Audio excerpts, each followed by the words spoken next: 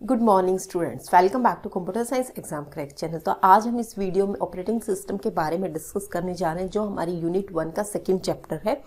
बच्चों, ऑलरेडी हम पढ़ चुके हैं।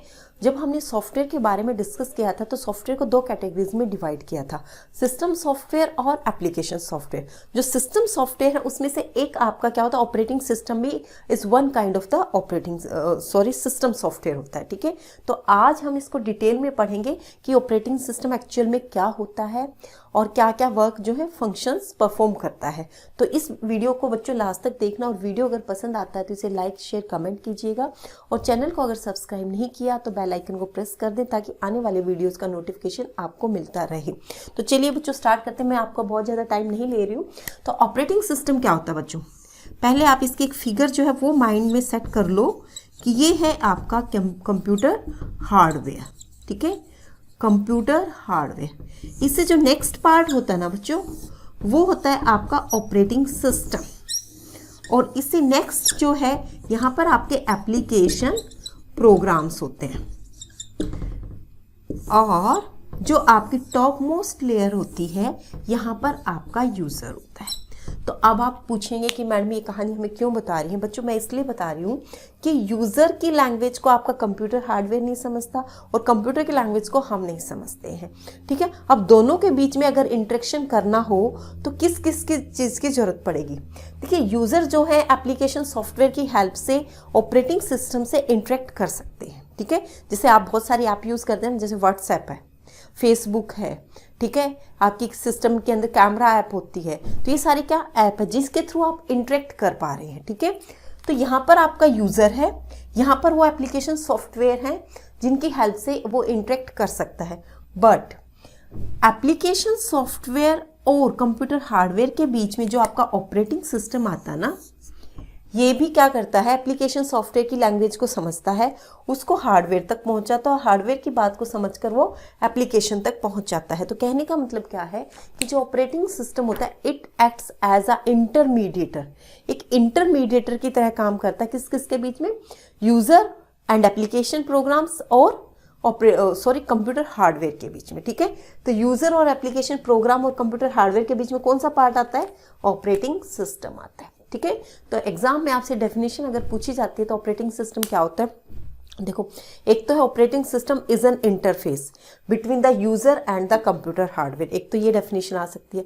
एक आ सकता है कि operating system acts as a intermediator between the user and the computer hardware. किसी भी तरीके से अगर आपसे पूछा जाता है, अगर वो आपको घुमाने की भी कोशिश करता है, तो बच्चों अगर आपको ये डायग्राम क्लियर है तो आप इजीली कोई भी डेफिनेशन अगर वो आपसे देता है, पूछता है, तो आप उसको इजीली बता देंगे। तो ऑपरेटिंग सिस्टम सिर्फ क्या करता है, एक इंटरमीडिएटर की तरह काम करता है, जो दोनों ही चीजों को समझता है, यूजर एप्लीकेशन प्रोग्राम को भी समझता है और कंप्यूटर हार्डवेयर को भी समझता है।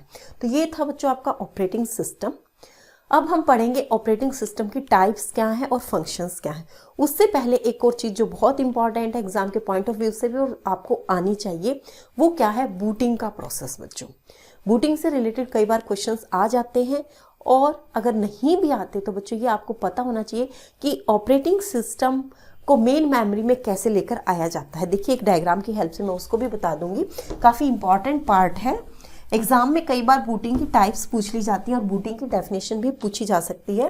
तो बच्चों देखो, ये है आपकी मेन मेमोरी। अब इस चीज़ को ध्यान से सुनना, ये है हमारी मेन मेमोरी। ठीक है, अब यहाँ पर आपकी क्या है, ये है सेकेंडरी मेमोरी। क्या है, सेकेंडरी मेमोरी। अब आपको पता है कि मेन मेमोरी क्या है, वॉलेटाइल है, और ये आपकी सेकेंडरी मेमोरी क्या है, नॉन वॉलेटाइल। ऑलरेडी हम डिस्कस कर चुके हैं। किसी कोई बच्चा अगर फर्स्ट टाइम देख रहा है तो पहले मेरी फर्स्ट वीडियो को देखे, उसके बाद यहाँ पर सीक्वेंस में आपको चैप्टर्स रीड करने हैं। अब देखिए बच्चों, मेन मेमोरी क्या होता है, ये दो पार्ट में डिवाइड होती है।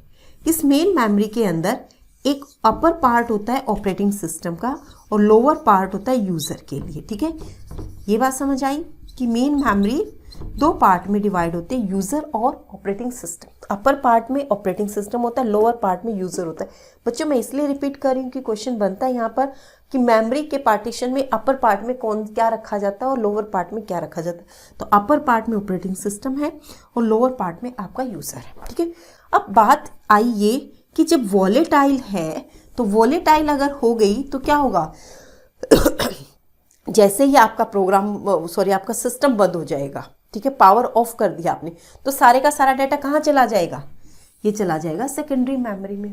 तो अब सेकेंडरी मेमोरी में ऑपरेटिंग सिस्टम भी है, यूजर के प्रोग्राम्स भी हैं, ठीक है, और भी आपके जो सिस्टम रिलेटेड प्रोग्राम्स होते हैं वो भी हैं, ठीक है। तो सभी के सभी परमानेंटली कहाँ चले जाएंगे, वो सेकेंडरी मेमोरी में चले जाएंगे। और जब सिस्टम की पावर ऑन होगी तो सबसे पहले कौन सा प्रोग्राम जो है सेकेंडरी मेमोरी से मेन मेमोरी में आएगा, वो आएगा बच्चों ऑपरेटिंग सिस्टम, ठीक है। The process of bringing the operating system from the secondary memory to the main memory is called booting।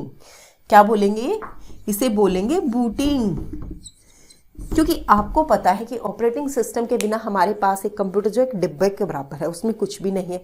जब तक ऑपरेटिंग सिस्टम नहीं होगा तब तक वो ना तो आपको डिस्प्ले देगा, ठीक है, कुछ भी वर्क परफॉर्म नहीं करेगा। तो सबसे पहले काम क्या होता है, जब आप सिस्टम की पावर ऑन करते हैं ना, तो सबसे पहले जो ऑपरेटिंग सिस्टम है जो आपके सेकेंडरी मेमोरी में रेजिडेंट होता है उसको मेन मेमोरी के अंदर लेकर आया जाता है, ठीक है। तो जो मेन मेमोरी के अंदर लेकर आया जाता है तो उसको हम क्या कहते हैं, उस प्रोसेस को हम बूटिंग कहते हैं। बच्चों ये क्वेश्चन पूछा गया था, ठीक है। आप बताएंगे the process of bringing the operating system from the secondary memory to the main memory is called the booting, ठीक है। अब हिंदी में समझ लो कि ऑपरेटिंग सिस्टम को सेकेंडरी मेमोरी से मेन मेमोरी के अंदर लेकर आने के प्रोसेस को आप बूटिंग कहते हैं, ठीक है। अब जो बूटिंग के टाइम पर बच्चों बहुत सी एक्टिविटीज़ होती हैं।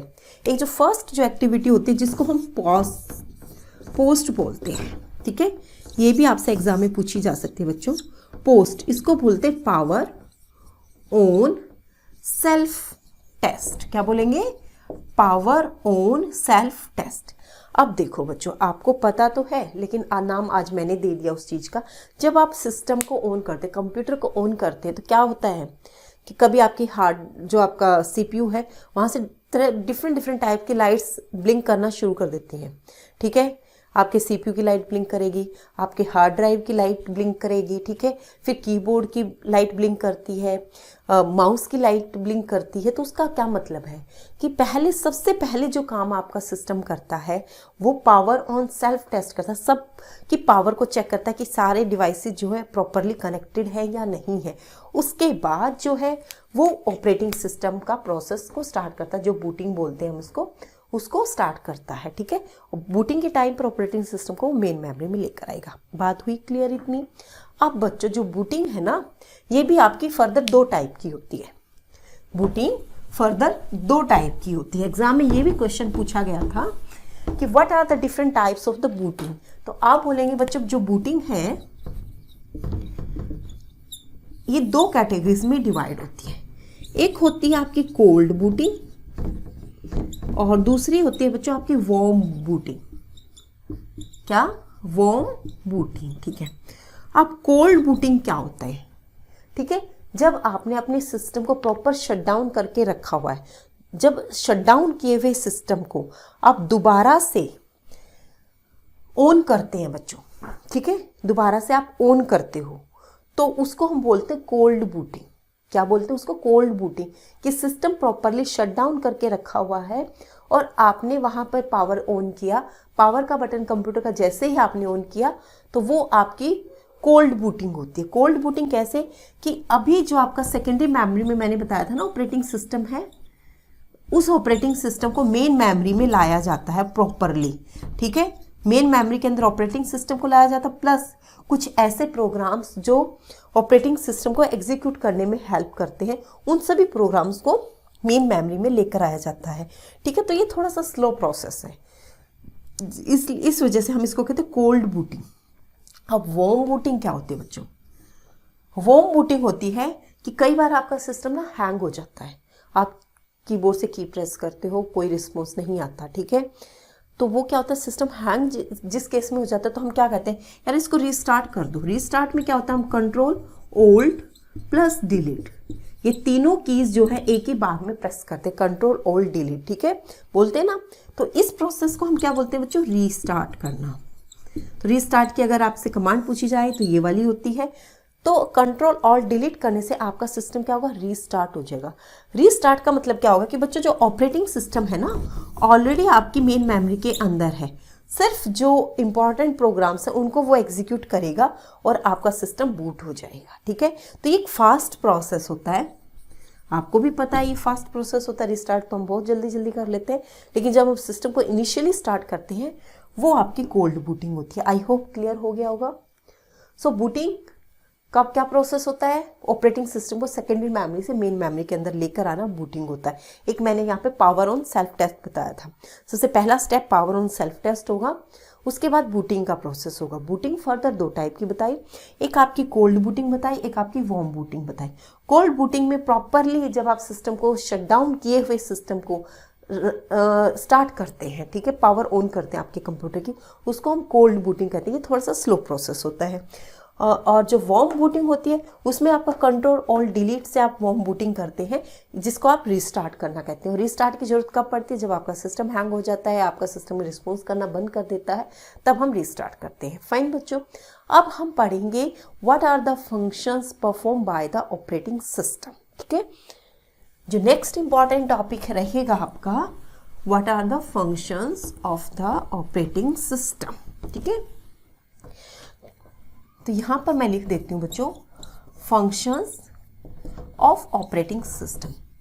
तो जो एग्जाम में क्वेश्चन आएगा ना बच्चों, यहाँ फंक्शन से अभी मैं डिफरेंट टाइप के फंक्शंस लिखूंगी। एक तो क्वेश्चन यहीं से बन जाएगा, एक वो ओड दे देगा कि जो फंक्शन परफॉर्म नहीं है ऑपरेटिंग सिस्टम का, और सारे वो दे देगा जो एक्चुअल में ये परफॉर्म करता है। तो जो आपका एक्चुअल में ऑपरेटिंग सिस्टम परफॉर्म करता है वो है एक प्रोसेस मैनेजमेंट। ठीक है, नंबर 1 पे first function perform by the operating system is process management. उसके बाद है बच्चों मेमोरी मैनेजमेंट। क्या, मेमोरी मैनेजमेंट है। थर्ड है बच्चों डिवाइस मैनेजमेंट, डिवाइस मैनेजमेंट। और फोर्थ है आपका फाइल मैनेजमेंट। ठीक है, तो ये मेन तो बच्चों 4 फंक्शंस हैं आपके ऑपरेटिंग सिस्टम के। बहुत सी बुक्स में बहुत ज़्यादा मिलेंगे, पर जो मेन फंक्शन होते हैं वो यही होते हैं, process management, memory management, device management और फाइल मैनेजमेंट। अब देखो एक छोटा सा और डायग्राम देख लो, क्वेश्चन बन सकता है, वहाँ से भी पूछा जा सकता है। अब देखो बच्चों, यहाँ पर है आपका, नज़र आ रहा है ना, हाँ, यहाँ पर है आपका हार्डवेयर। ठीक है, और यहाँ पर है बच्चों कर्नल, ध्यान से देखना इस डायग्राम को, और इससे ऊपर है शेल। ये थोड़ी सी नई चीज़ बता दी मैंने, आप कहोगे कि मैडम तो बहुत नई नई चीज़ें बताती हैं, बट बच्चों ये क्वेश्चंस बनते हैं और ये पता होना चाहिए, नहीं तो फिर भी रट्टाफिकेशन वाली बात हो जाएगी।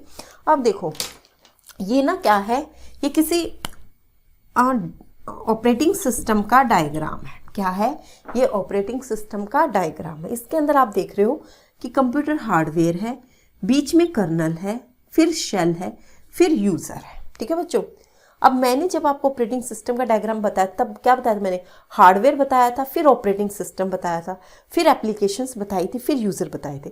जो बच्चों ऑपरेटिंग सिस्टम बताया था ना, कर्नल और शेल दोनों ही क्या है, ऑपरेटिंग सिस्टम के ही पार्ट हैं। ठीक है, अब मैं ये कह रही हूँ कि 4 फंक्शंस परफॉर्म करता है आपका ऑपरेटिंग सिस्टम, तो किसकी हेल्प से करता है, वो करता है बच्चों कर्नल की हेल्प से। ठीक है, कर्नल की हेल्प से सारे के सारे ये फंक्शंस हैं ऑपरेटिंग सिस्टम परफॉर्म करता है। तो आप कर्नल को क्या समझ सकते हैं, kernel is an component, is a component of the operating system. ठीक है, एक कंपोनेंट है आपके ऑपरेटिंग सिस्टम का, जिसकी हेल्प से सारे के सारे फंक्शंस जो है ऑपरेटिंग सिस्टम परफॉर्म करता है। ठीक है, तो क्वेश्चन पूछा जा सकता है, which part of the operating system performs the all functions of the operating system kernel. तो बच्चों देखो कहने को है कि ऑपरेटिंग सिस्टम बहुत सारे काम करता है, बट एक्चुअल में जो कर्नल कंपोनेंट है ना आपके ऑपरेटिंग सिस्टम, वो सारे के सारे एक्टिविटीज़ परफॉर्म करता है। तो जैसे हम कंप्यूटर सिस्टम के अंदर सीपीयू को ब्रेन मांगते हैं ना, कि CPU is the brain of the computer, इसी तरीके से ऑपरेटिंग सिस्टम में कर्नल क्या है, heart of the operating system, main heart है आपका। सारा का सारा काम कहाँ होगा, कर्नल की हेल्प से होगा। आई होप क्लियर हो गया होगा। अब हम बात करते हैं शेल की। अब मैंने आपको बताया था कि ऑपरेटिंग सिस्टम क्या करता है, यूज़र की लैंग्वेज को कन्वर्ट करके मशीन को प्रोवाइड करा देता है, मशीन की लैंग्वेज को कन्वर्ट करके यूज़र को प्रोवाइड करा देता है। तो वो काम कौन करता है, वो करता है बच्चों यहाँ पे शेल इंटरप्रेटर की तरह काम करता है। कर्नल जो एक्चुअल में जो हार्डवेयर के साथ इंटरेक्ट करता है वो आपका कर्नल होता है, ठीक है, मेन कंपोनेंट होता है। सभी के सभी फंक्शंस ऑपरेटिंग सिस्टम कर्नल की हेल्प से ही परफॉर्म करते हैं। तो आई होप क्लियर हो गया होगा। अब हम वन बाय वन थोड़ा सा डिस्कशन कर लेते हैं इनके ऊपर, बहुत ज़्यादा डिटेल में नहीं जाएंगे, लेकिन जहाँ जहाँ मुझे लगता है कि क्वेश्चंस पूछे जा सकते हैं वो पार्ट मैं आपको यहाँ पर जरूर बताऊंगी। तो बच्चों ये है आपका प्रोसेस मैनेजमेंट। कि प्रोसेस मैनेजमेंट के अंदर क्या करता है कि कौन सा प्रोसेस सीपीयू को असाइन कराना है, ठीक है, कौन सा प्रोसेस सीपीयू से वापस लेना है, ठीक है। तो ये काम कौन करता है, आपका ऑपरेटिंग सिस्टम करता है। कौन से प्रोसेस को कब मेमोरी एलोकेट होगी, कब वहां से रिलीज करानी है, ये सारा काम कौन करेगा, आपका ऑपरेटिंग सिस्टम करेगा।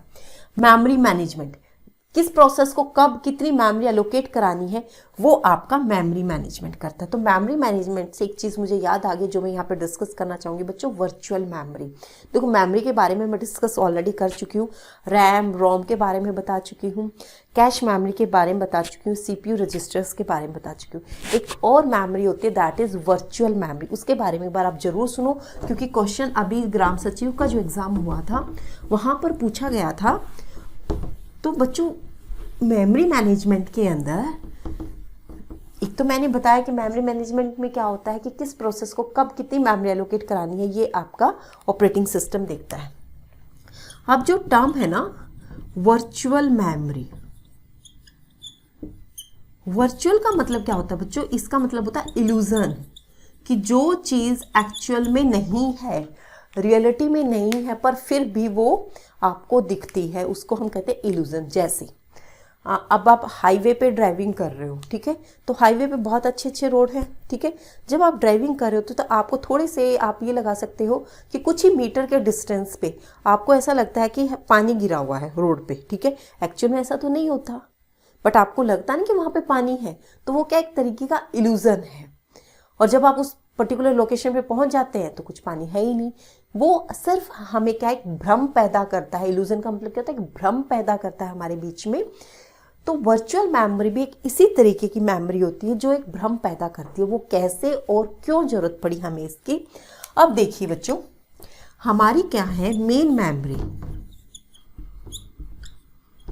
जो ये हमारी मेन मेमोरी होती है ना, मान लो ये 4 GB की है, ठीक है, 4 GB की इसकी कैपेसिटी है।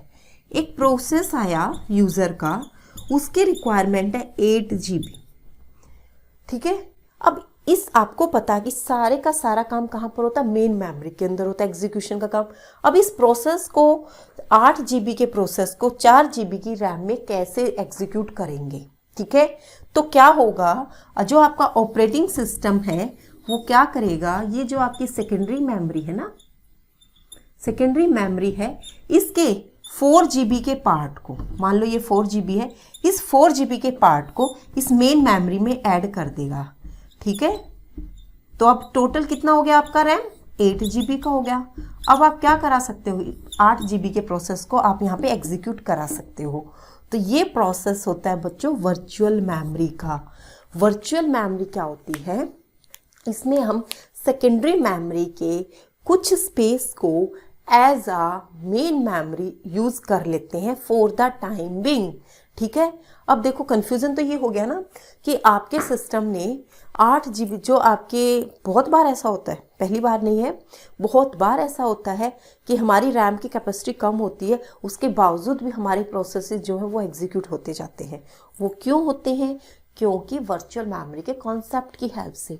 वर्चुअल मेमोरी क्या करती है, जो आपके सेकेंडरी मेमोरी का पार्ट जितनी भी रिक्वायरमेंट होती है, जितने भी स्पेस की रिक्वायरमेंट होती है, उस स्पेस को मेन मेमोरी के अंदर कन्वर्ट कर देते, या आप कह सकते हो कि वो एज अ मेन मेमोरी आप उस एरिया को यूज कर लेते हो और आपका जो पर्पस है वो फुलफिल हो जाता है। ये है आपकी वर्चुअल मेमोरी। क्वेश्चन पूछा गया था बच्चों, इसलिए मैं थोड़ा सा यहाँ पर डिटेल में बता रही हूँ। अब है हमारे पास फाइल मैनेजमेंट। फाइल मैनेजमेंट में आपको पता है कि डिफरेंट टाइप्स की फाइल है। टेक्स्ट फाइल होती है, हमारी इमेज फाइल होती है, पिक्चर फाइल होती है, हमारी म्यूजिक फाइल होती है, ऑडियो वीडियो फाइल्स होती है, ठीक है। तो जो डिफरेंट टाइप्स की फाइल हैं उनको किस तरीके से आपके सिस्टम मैनेज करता है, तो फाइल मैनेजमेंट का काम कौन करता है, आपका ऑपरेटिंग सिस्टम करता है, ठीक है। दूसरा मैंने बताया था डिवाइस मैनेजमेंट, कब किस प्रोसेस को कौन सी डिवाइस की रिक्वायरमेंट है, ठीक है। अब आप कीबोर्ड से की प्रेस करते हो, ठीक है। अब जो की प्रेस की तो आपके स्क्रीन पर वो की प्रिंट हो जाती है, ठीक है। बट ये जो इंटरनल काम है किसने ये प्रिंट कराई है, ये ऑपरेटिंग सिस्टम ने कराई ना। किस आपने कीबोर्ड से इंस्ट्रक्शन दी तो ऑपरेटिंग सिस्टम ने उसको रिकॉग्नाइज किया, पहचाना कि ये जो इनपुट आई है कीबोर्ड से आई है, तो उसने उसको डिस्प्ले करा दिया। आपने माउस से क्लिक किया, सिंगल क्लिक किया, डबल क्लिक किया, राइट क्लिक किया, तो उसके रिस्पॉन्स में आपका वर्क परफॉर्म होता जाता है। आपके लिए तो बहुत आसान हो जाता है, बट कंप्यूटर के जो ऑपरेटिंग सिस्टम के लिए वो तो हेडेक है ना। उसने जैसे ही आपने जो भी क्लिक इवेंट परफॉर्म किया उसके रिस्पॉन्स में इसने अपना काम करना शुरू कर दिया, ठीक है। तो ये था बच्चों आपके फंक्शंस ऑफ ऑपरेटिंग सिस्टम। तो 4 जो है मेन फंक्शंस परफॉर्म करते हैं, उसके साथ मैंने यहाँ पे वर्चुअल मेमोरी को थोड़ा सा ऐड कर दिया है। और बच्चों वैसे पढ़ाने को तो ऑपरेटिंग सिस्टम इटसेल्फ बहुत बड़ा सब्जेक्ट है और बहुत ही अच्छा सब्जेक्ट है, लेकिन आपको बहुत ज़्यादा की यहाँ पे ज़रूरत नहीं है।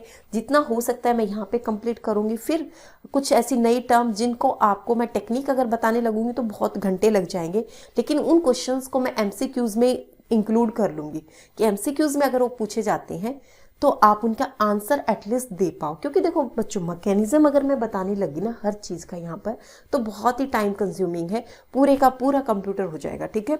अब यहाँ पर जो जो टॉपिक्स है ना, उन टॉपिक्स पे एक एक सब्जेक्ट बना हुआ है कंप्यूटर के अंदर, ठीक है। तो वो चीज़ बहुत मुश्किल है और आपको ज़रूरत भी नहीं है उतनी जितनी ज़रूरत है। यहाँ पे कॉन्सेप्ट मैं आपको दे रही हूँ और थोड़ा बहुत मुझे लगता है कि ये भी फंडामेंटल में पूछा जा सकता है, तो वहाँ पर मैं MCQs में कवर कर दूँगी। तो आपको टेंशन लेने की ज़रूरत नहीं है, आप सिर्फ और सिर्फ मेरे वीडियोज़ को प्रॉपर देखते रहो, समझने की कोशिश करते रहो, तो आपका जो कंप्यूटर सेक्शन का पार्ट है वो उसमें आपको कोई प्रॉब्लम नहीं आएगी। अब जो नेक्स्ट करेंगे ना बच्चों, वो करेंगे हम टाइप्स ऑफ ऑपरेटिंग सिस्टम। क्या करेंगे, टाइप्स ऑफ ऑपरेटिंग सिस्टम। अब आपने सुना होगा ना कि डॉस है, विंडोज़ है, यूनिक्स है, लाइनेक्स है, ये क्या है, ये नेम्स है ना ऑपरेटिंग सिस्टम के, ठीक है। डॉस की फुल फॉर्म क्या होती है, डिस्क ऑपरेटिंग सिस्टम है, ठीक है। विंडोज़ मैंने बता दिया। अब हम पढ़ते हैं बच्चों टाइप्स, किस किस टाइप के जो ऑपरेटिंग सिस्टम है वो अवेलेबल है, टाइप्स ऑफ ऑपरेटिंग सिस्टम, ठीक है। अब यहाँ पे सिर्फ मैं नाम ही बताऊंगी, बहुत ज़्यादा डिटेल में नहीं जा रही हूँ। टाइप्स ऑफ ऑपरेटिंग सिस्टम के अंदर बच्चों पहले आता है आपका सिंगल यूज़र। क्या आता है, single user operating system, OS लिख रही हूँ मैं यहाँ पे। फिर आता है आपका मल्टी यूज़र, फाइन। फिर आता है बच्चों आपका रियल टाइम। फिर आता है आपका डिस्ट्रीब्यूटेड, हर एक का मैं एग्जांपल दूंगी आपको, डिस्ट्रीब्यूटेड ऑपरेटिंग सिस्टम। फिर आता है बच्चों आपका मल्टी मल्टी प्रोग्रामिंग, ठीक है। और मल्टीटास्किंग भी आपको बहुत सी बुक्स में मिलेगा, मल्टीटास्किंग, ठीक है। तो ये कुछ ऑपरेटिंग सिस्टम की टाइप्स हैं। तो सिंगल यूज़र ऑपरेटिंग सिस्टम में क्या होता है बच्चों, जैसे डॉस है आपका, डिस्क ऑपरेटिंग सिस्टम है, ये क्या सिंगल यूज़र ऑपरेटिंग सिस्टम है। एट ए टाइम एक ही यूज़र यहाँ पर काम कर सकता है। क्यों, आपने देखा होगा कि आप नोटपैड जैसे ओपन करते हैं, नोटपैड की बात कर रही हूँ मैं, ठीक है। अब नोटपैड जो आप यूज़ करते हो, नोटपैड में क्या होगा, यहाँ पर आपके पास इस साइड में राइट कॉर्नर पे क्या होगा, आपके पास यहाँ पे क्रॉस का साइन होगा बच्चों, ठीक है।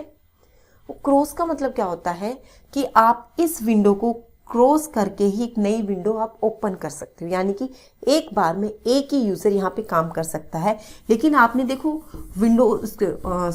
ऑफिस के अंदर देखा होगा, MS ऑफिस के अंदर आपके पास ये वाला साइन, ये आपका स्मॉल और बड़ा करने का होता है, ये क्रॉस। मेरी ड्राइंग अच्छी नहीं है बच्चों, ड्राइंग पर मत जाना मेरे, ठीक है। तो ये क्या होता है, मिनिमाइज का साइन होता है ना, मिनिमाइज करते हो तो यहाँ पे टास्क बार में ये वाला डॉक्यूमेंट आ जाता है, उसके बाद आप नया ओपन कर लेते हो, मल्टीपल जो है आप डॉक्यूमेंट्स को ओपन कर सकते हो, ठीक है। तो सिंगल यूज़र में एट ए टाइम एक ही यूज़र काम कर सकता है, और जिसका एग्जांपल है DOS. Multi user operating system, जिसमें साइमल्टेनियसली बहुत सारे यूजर्स काम कर सकते हैं। और इसका सबसे बेस्ट जो एग्जांपल है बच्चों वो है यूनिक्स। क्या एग्जांपल है? यूनिक्स, जिसमें बहुत सारे यूजर एक ही बार में काम करते हैं। अगला है आपका रियल टाइम ऑपरेटिंग सिस्टम। ऐसे ऑपरेटिंग सिस्टम जिनमें टाइम जो है बहुत ही इम्पॉर्टेंट फैक्टर है। अगर टाइम आपने थोड़ी सी भी गलती कर दी तो आप बहुत बड़ा डिजास्टर फेस करोगे। जैसे फ्लाइट का है, ठीक है। अब आपको पता होना चाहिए कि कौन सी फ्लाइट कब लैंड कर रही है, कब डिपार्चर कर रही है, ठीक है। तो अगर आपको थोड़ी सी भी वहाँ पे टाइम की मिसमैच अगर हो जाती है तो प्रॉब्लम आ जाएगी। सेम आपका रेलवे ट्रैक का है, तो टाइम आपका रिफाइनरी का है, ठीक है। तो वहाँ पर जो टाइम आपका बहुत ज़्यादा मैटर करता है, तो वहाँ उन केसेस में हम रियल टाइम ऑपरेटिंग सिस्टम जो है यूज़ करते हैं।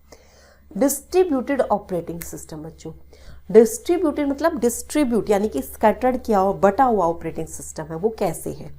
अब देखो, हम सभी लोग इंटरनेट यूज़ करते हैं ना।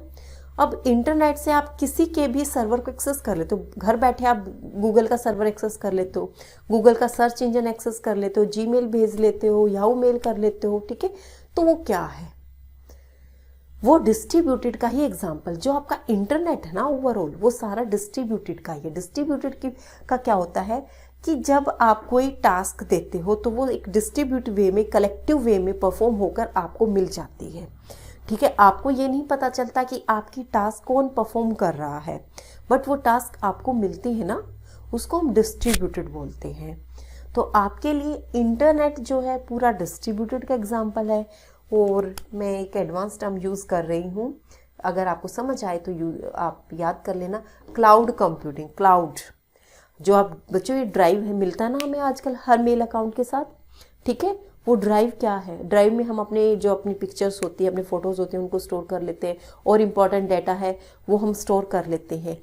तो ये जो गूगल है अपना डाटा, इस ड्राइव का डाटा कहाँ स्टोर करता है? ये करता है क्लाउड में, ठीक है।